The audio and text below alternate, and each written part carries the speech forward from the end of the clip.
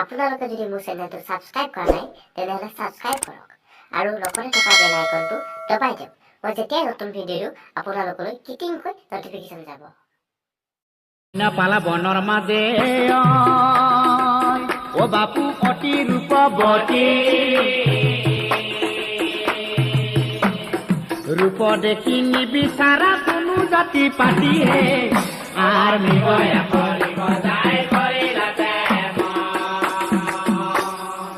গীত মাতৰ সুৰে ৰজাৰ ও হৰি আনন্দিত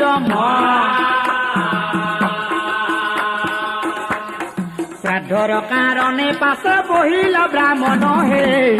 আৰ মিগয়া কৰিব যায় কৰিলাতে ও বাপু কইনা পালা